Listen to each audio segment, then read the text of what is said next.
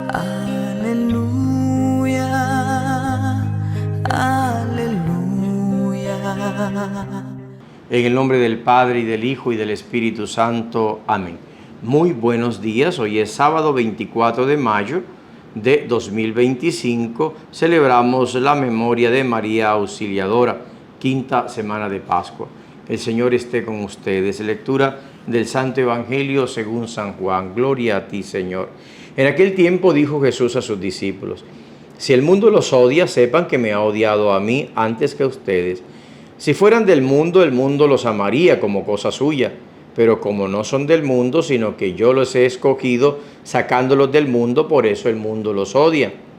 Recuerden lo que les dije: no es el siervo más que su amo. Si a mí me han perseguido, también a ustedes les perseguirán. Si han guardado mi palabra, también guardarán la de ustedes.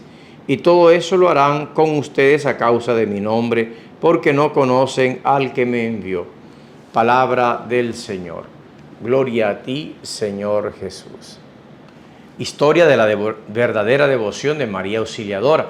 El primero que llamó a la Virgen María con el título de Auxiliadora fue San Juan Crisóstomo en Constantinopla en el año 345. Él dice: tú, María, eres auxilio potentísimo de Dios.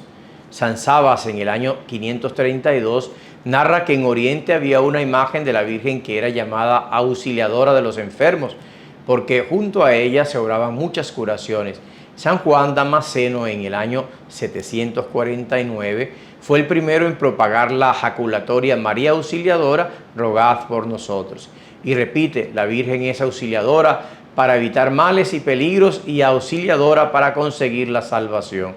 En Ucrania, en sus tiempos era Rusia, ¿no?, se celebra la fiesta de María Auxiliadora el 1 de octubre desde el año 1030. En ese año libró a la ciudad de la invasión de una terrible tribu de bárbaros paganos.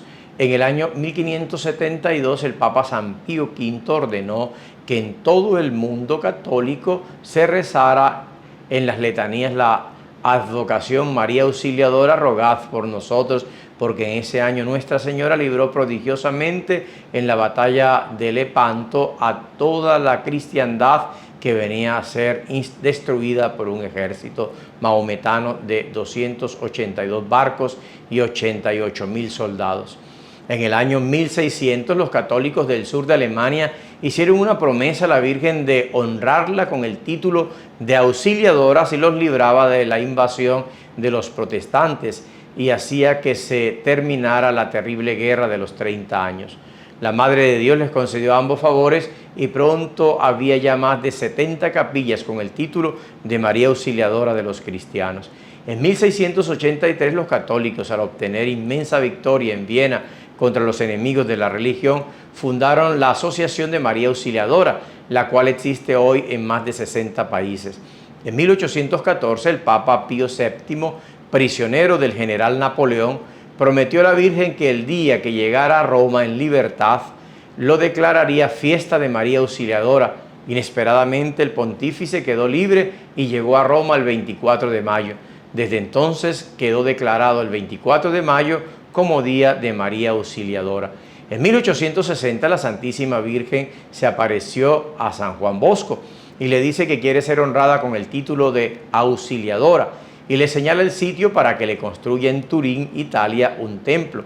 Empezó la obra del templo con sus 3 monedas de 20 centavos cada una, pero fueron tantos y tan grandes los milagros que María Auxiliadora empezó a obtener a favor de sus devotos, que en solo 4 años estuvo terminada la gran basílica. El santo solía decir: cada ladrillo de este templo corresponde a un milagro de la Santísima Virgen.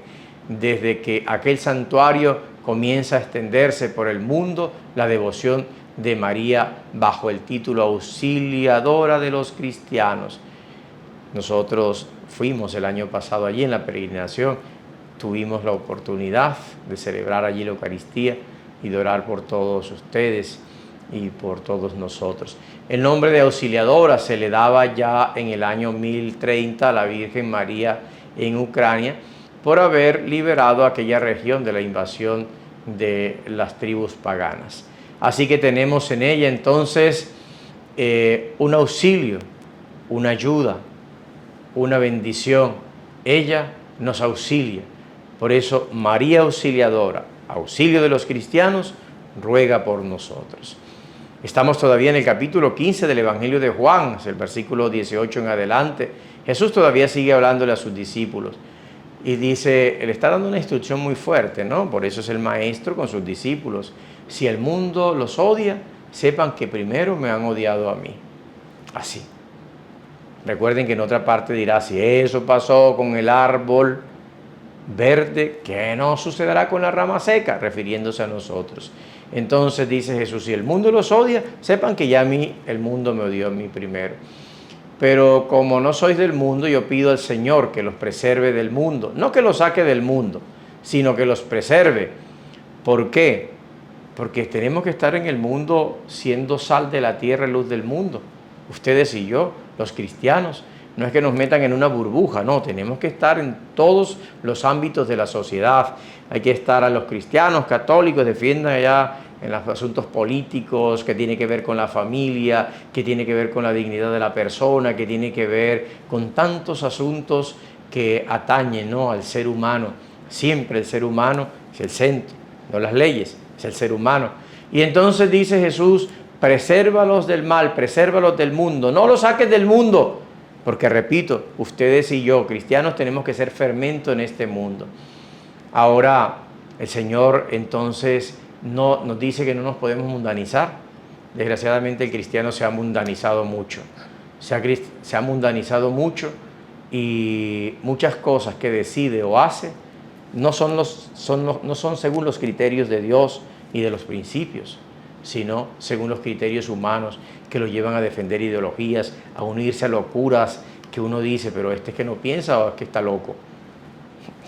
Hay que sentar la cabeza, hay que mirar, no hay que pensar, o mejor, no hay que dejarse llevar por las emociones o por la verborrea de algunos que se creen muy doctos o sabios. No, hay que ir constatando las cosas, ir leyendo, no el que diga lo que diga fulano, entonces eso es y es palabra de Dios. No, hay que mirar, hay que leer, hay que estudiar, hay que ser serios. Por eso ustedes y yo estamos en el mundo, pero no somos del mundo. Ustedes y yo estamos para ser fermentos del mundo, no para contaminar el mundo y llenarlo de guerra, violencia y odio.